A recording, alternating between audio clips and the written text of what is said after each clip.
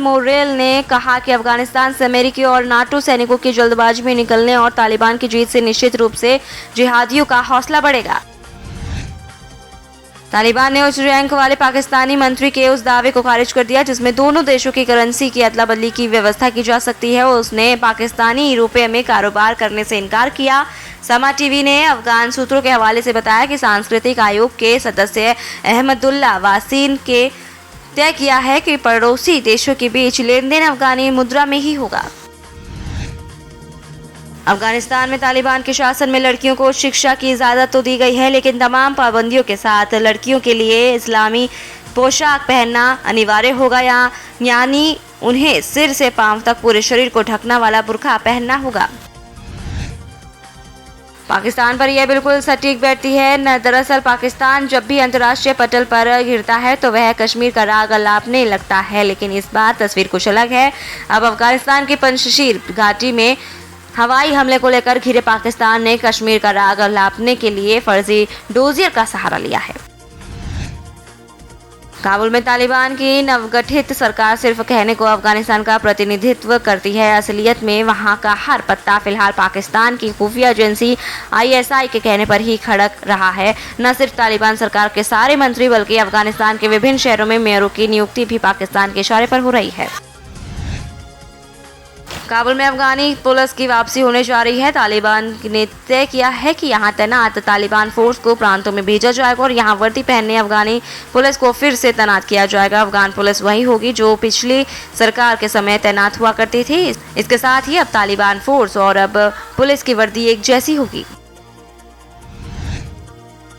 अफगानिस्तान में तालिबान हुकूमत आने के बाद पाकिस्तान सरकार हर मुद्दे पर उसका मार्गदर्शक बनने की कोशिश कर रही है, लेकिन तालिबान उसको हर मुद्दे पर झटका दे रहे हैं। एयरपोर्ट सिक्योरिटी के बाद अब बायलैटरल ट्रेड यानी आपसी कारोबार के मुद्दे पर भी तालिबान ने पाकिस्तान को ऑफर ठुकरा दिया है। अलकायदा सरगना अयमान अल जवाहिरी का एक नया वीडियो सामने आया है। ये वीडियो अमेरिका में 9/11 हमलों की 20वीं बरसी के मौके पर सोशल मीडिया पर नजर आया। पिछले साल दिसंबर में जवाहिरी की मौत की खबर आई थी। तब कहा गया था कि वो बहुत बीमार था, इसी के चलते उसकी मौत हो गई। चीन के सरकारी मीडिया हाउस ग्लोबल टाइम्स के एडिटर हु जीजिन ने आशंका जताई है कि अमेरिका में 9/11 जैसा आतंकी हमला फिर से हो सकता है। यह अंदेशा उन्होंने 9/11 हमले के 20 साल पूरे होने के मौके पर लगाया है।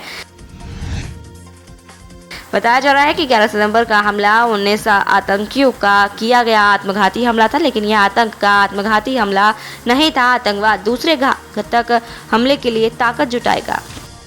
खुदी को आजमाया है तो ये अंदाज आया है, खुदी को आजमाया है तो ये अंदाज आया है। तुम में भी मैं हूं, शुद्ध प्लस पान मसाला। मुख्यमंत्री योगी आदित्यनाथ ने कुशीनगर कप्तानगंज में आयोजित कार्यक्रम में कहा कि कोरोना के जिन को मैंने बोतल में बंद कर दिया है। गैर भाजपा शासित प्रदेश सरकारों ने केंद्र सरकार की नीति और निर्देश का पालन नहीं किया। आपदा के इस काल में भी राजनीति की, इससे पूरे देश में कोरोना को लेकर संकट खड़ा हुआ। केरल, महाराष्ट्र आदि राज्य इसके उदाहरण हैं। भाजपा के शीर्ष नेतृत्व के साथ प्रदेश सरकार तथा उत्तर प्रदेश भाजपा संगठन भी इंटरनेट मीडिया प्लेटफॉर्म पर भी काफी सक्रिय हो गई है। इसी कड़ी में सीएम योगी आदित्यनाथ के समर्थकों ने एक गीत गाया। गीत के बोल पर है, योगी राज में नहीं चलेगी बातें तालिबान की। इस गीत का वीडियो मुख्यमंत्री योगी आदित्यनाथ के व्यक्तिगत फेसबुक अकाउंट की वॉल पर पोस्ट किया गया है। यूपी के रायबरेली पहुंची कांग्रेस पार्टी की राष्ट्रीय महासचिव और यूपी प्रभारी प्रियंका गांधी वाड्रा ने विधानसभा चुनाव के लिए कार्यकर्ताओं को नया मंत्र दिया है। उन्होंने कहा है कि पार्टी प्रत्याशियों की जीत के लिए 20 हफ्ते 24 घंटे समय दें। उन्होंने कहा कि सरकार बनी तो बेसहारा मवेशियों का संकट दूर करने को छत्तीसगढ़ मॉडल लागू करने पर विचार किया जाएगा। कांग्रेस पार्टी की राष्ट्रीय महासचिव और प्रदेश प्रभारी प्रियंका गांधी वाड्रा सोमवार को लखनऊ एयरपोर्ट के लिए रवाना हो गई। BOMU गेस्ट हाउस से कुछ देर पहले ही निकला उनका काफिला। आपको बता दें कि 2 दिवसीय दौरे पर रविवार को यहां आई थी प्रियंका गांधी वाड्रा। वहीं कार्यक्रम में भी बदलाव हुआ। यूपी सत्ता अपने पास रखने के बड़े अभियान में लगी भारतीय जनता पार्टी में रविवार को उस वक्त हलचल मची जब सीतापुर सदर से विधायक राकेश राठौर ने लखनऊ में समाजवादी पार्टी के अध्यक्ष अखिलेश यादव से भेंट की। आपको बता दें कि समाजवादी पार्टी ने नेताओं ने दावा किया है कि भाजपा के 8 विधायक राष्ट्रीय अध्यक्ष अखिलेश यादव के संपर्क में हैं। कोरोना वायरस संक्रमण का असर उत्तर प्रदेश में लगभग खत्म होने की कगार पर है और विधानसभा चुनाव में भी कुछ महीने बचे हैं। प्रदेश में इसका साफ असर नजर भी आने लगा है। जनता का भरोसा जीतने और जातीय और क्षेत्रीय समीकरण बनाने और सुधारने के लिए सभी दल मैदान पर कूद पड़े हैं। लगातार सक्रिय चल रही बीजेपी ने बूथ विजय अभियान शुरू कर दिया है तो यात्राओं और सम्मेलनों के जरिए समाजवादी पार्टी, बहुजन समाज पार्टी और कांग्रेस ने भी ताकत झोंक दी है। शाहजहांपुर हाईवे पर दौड़ लगाते युवक को वाहन ने कुचला। मौके पर ही युवक की मौत हो गई। आक्रोशित ग्रामीणों ने लगाया हाईवे पर जाम। पुलिस प्रशासन मौके पर शाहजहांपुर हरदोई मार्ग का ये पूरा मामला, जहां थाना रामचंद्र मिशन क्षेत्र के गांव गुवारी का ये पूरा मामला बताया जा रहा है। बिसौरी क्षेत्र के गांव नागपुर में तेज रफ्तार पिकअप ने बाइक सवार को रौंद दिया, जिससे बाइक सवार की मौके पर ही दर्दनाक मौत हो गई। सूचना पर पहुंची पुलिस ने शव को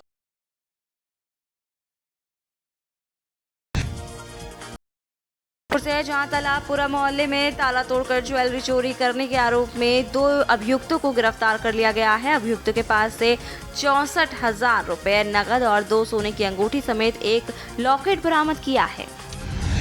निर्देशन में आज चेकिंग करते समय आज 2 अभियुक्त गिरफ्तारी हुई, जिसमें विकास राठौर पुत्र अशोक राठौर उम्र 26 वर्ष, दूसरा बिट्टू कुशवाहा पुत्र चंदन कुशवाहा, ये दोनों लोगों की गिरफ्तारी हुई।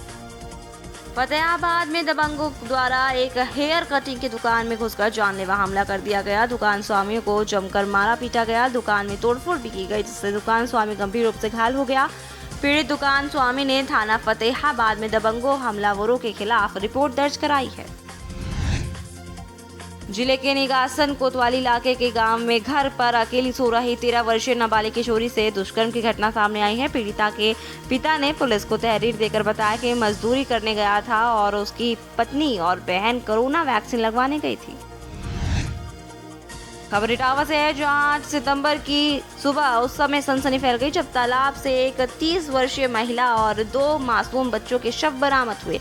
स्थानीय लोगों द्वारा पुलिस को सूचना भी दी गई।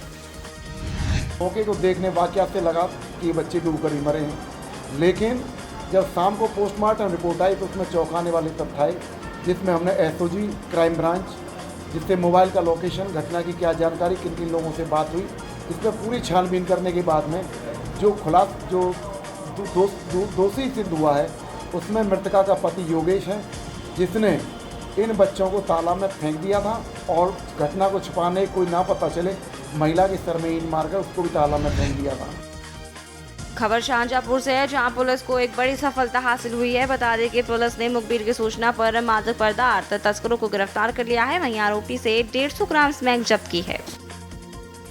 कटरा पुलिस को सूचना मिली थी कि एक व्यक्ति है जो फरीदपुर का रहने वाला है, उसके पास स्मैक है और वो बेचने की फिराक है। ये सूचना पर घेराबंदी करके सभी को गिरफ्तार किया गया। फरीदपुर का रहने वाला है। इससे 150 ग्राम स्मैक बरामद हुई, जिसकी अंतर्राष्ट्रीय बाजार में कीमत करीब 60 लाख रुपए है।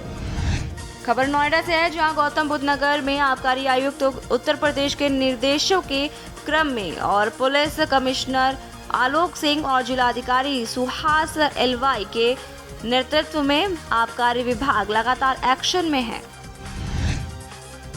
खबर उन्नाव से है, जहां शातिर चोरों का गैंग कोतवाली पुलिस के हत्थे चढ़ गया है। वहीं अपराध और अपराधियों के विरुद्ध अभियान चलाया जा रहा है। आपको बता दें कि 8 अभियुक्तों को गिरफ्तार कर लिया गया है, जिनके पास से 2 देसी तमंचा, 12 का बोर, 3 जिंदा कारतूस और नकदी सहित भारी मात्रा में चोरी किया हुआ सामान बरामद किया है। इसके अतिरिक्त उनके कब्जे से 2 अदद देसी तमंचा 12 बोर के और 3 अदद जिंदा कारतूस 12 बोर के बरामद किए गए। इन लोगों ने अभी तक कहां-कहां चोरी की घटनाओं को अंजाम दिए जाने की बात स्वीकार की है? अभी तक ये कोतवाली क्षेत्र इसके आसपास जहाँ जहाँ चोरियाँ होती थी वहाँ इन चोरियों में इनका रोल रहा है।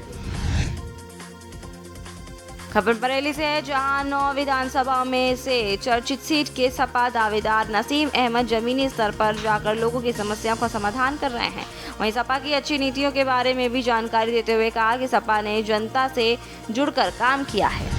विकास के अलावा किसानों की जब बात करते हैं तो हमने इनके एक चैनल से देखा था, इन्होंने कहा था कि किसान वो जो वहाँ बैठे हैं गाजीपुर में और जो यहाँ से जा रहे हैं किसान, उनके सपोर्ट में वो लोग केवल शराब पिए जा रहे हैं।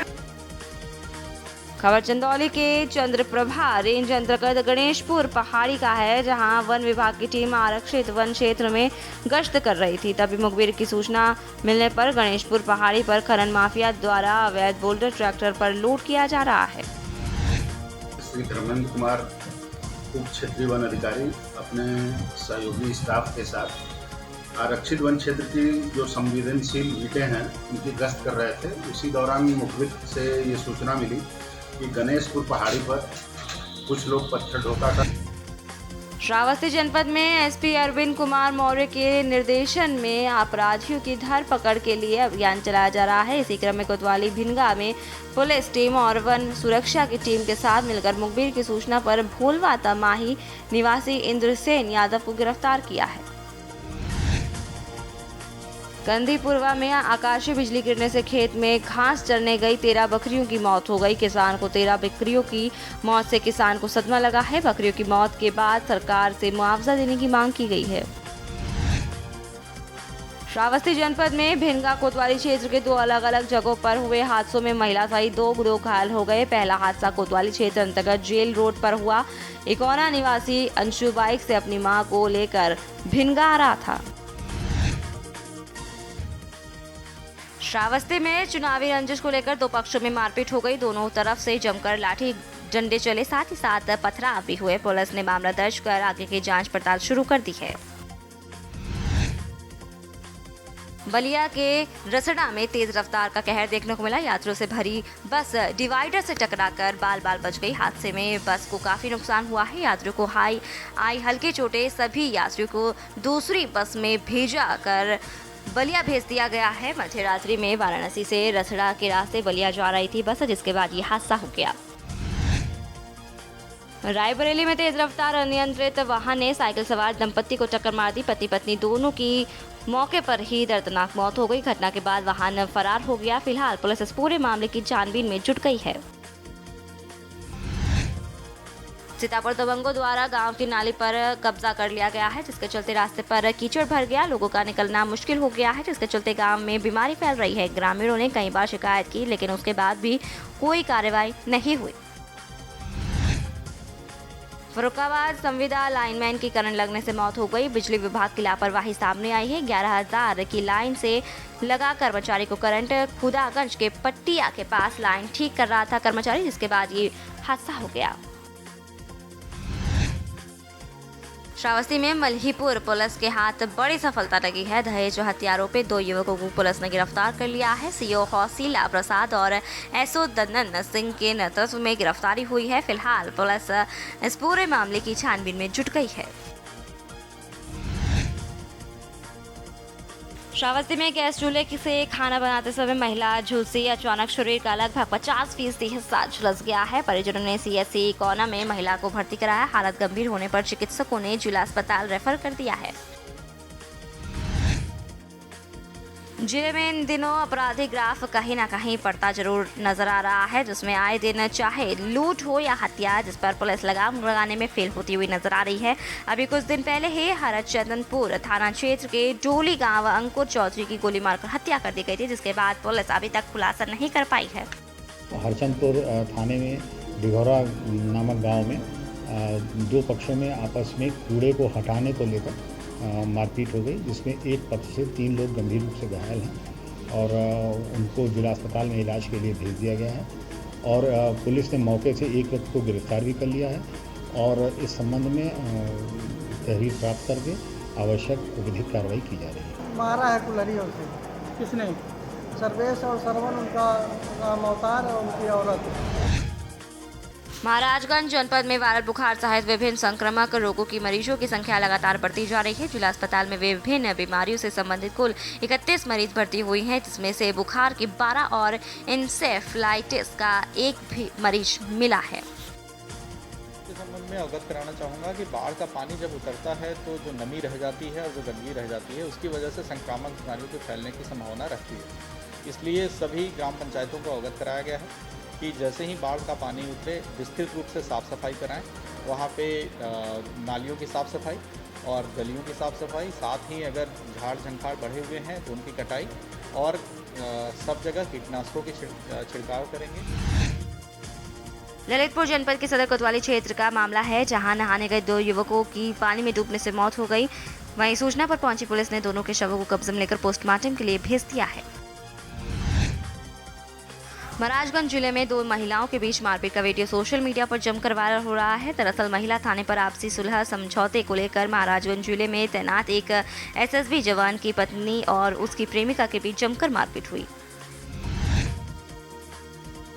खबर गाजियाबाद से है, जहां लोनी में जलभराव के कारण लोनी की इंदिरापुरी कॉलोनी वासियों ने पोस्टर लेकर चुनाव का बहिष्कार किया। कॉलोनी वासियों का कहना है कि विकास नहीं तो वोट नहीं। पिछले कई महीनों से लगातार कॉलोनी में जलभराव की समस्या से जूझ रहे हैं। साथ ही साथ इंदिरापुरी कॉलोनी वासी लगातार धरना प्रदर्शन कर रहे हैं, लेकिन अभी तक कोई सुनवाई नहीं हुई है। करें अपने जीवन को कृतार्थ, सुने श्रीमद् भागवत कथा रोज प्रातः 6 बजे मेरे साथ सिर्फ के न्यूज़ इंडिया।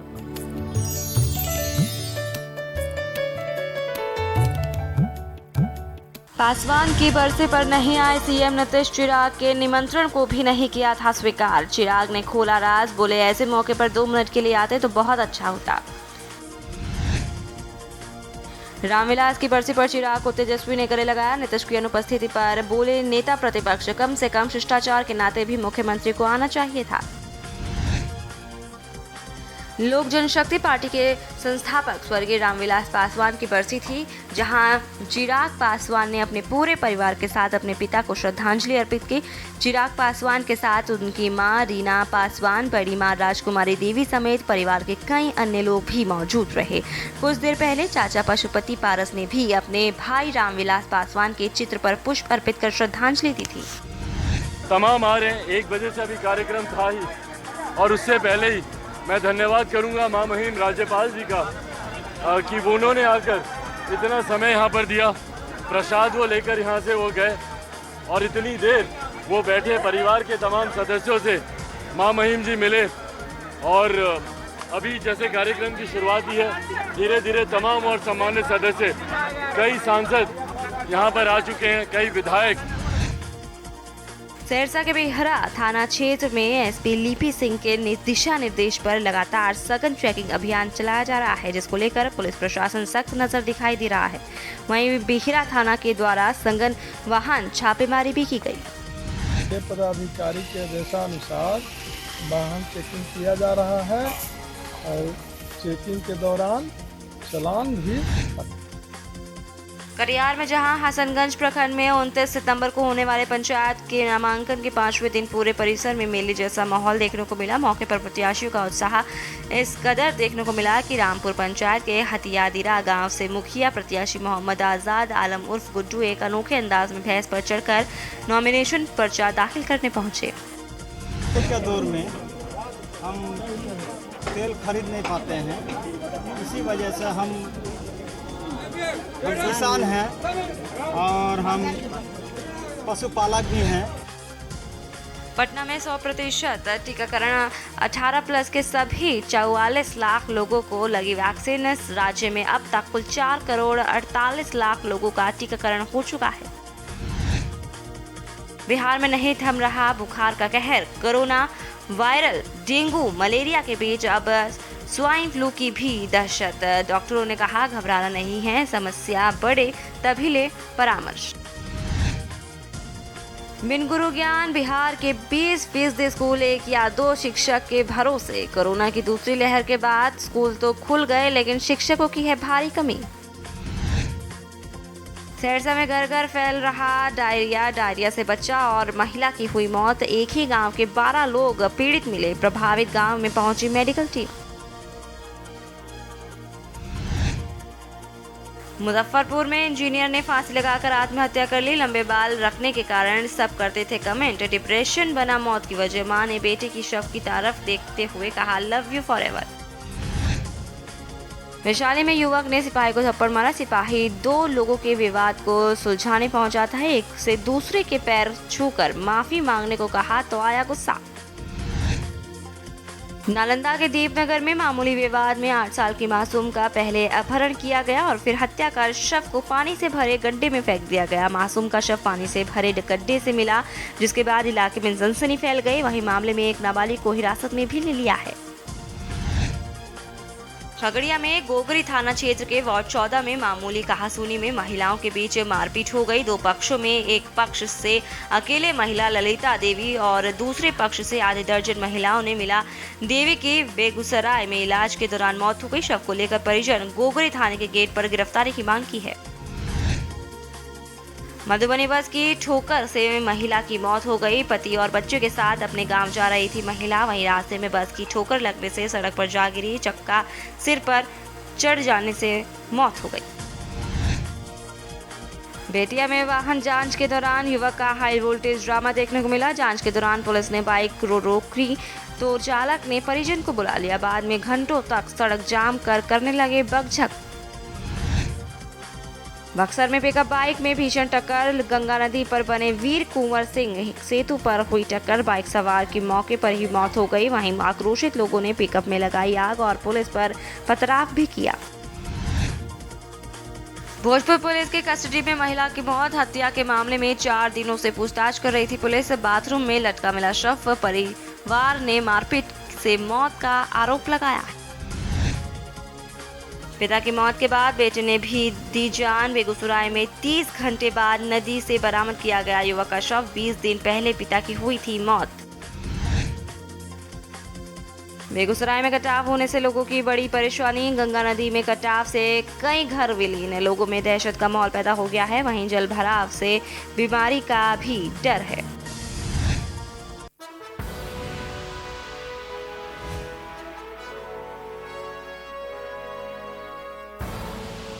आप देख रहे हैं के न्यूज, खबरों का सारथी। करें अपने जीवन को कृतार्थ।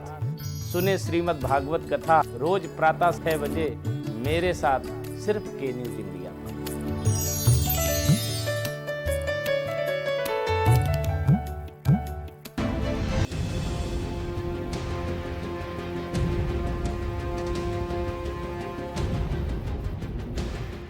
करें अपने जीवन को कृतार्थ।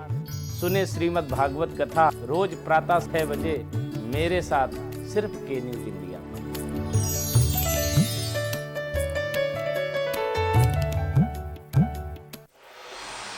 कोर्ट कचहरी के ना लगे चक्कर, सबसे अधिक यही है बेहतर। लेकिन बढ़ ही जाए पाला तो कहां जाए, क्या करें? घबराए नहीं, अब हर मुश्किल होगी आसान। के न्यूज इंडिया पर वकील आपका देगा समाधान। कीजिए कॉल, पूछिए अपने सवाल। 0512 23900031 और 0512 23900032। वकील आपका हर रविवार दोपहर 3 बजे केवल के न्यूज इंडिया पर।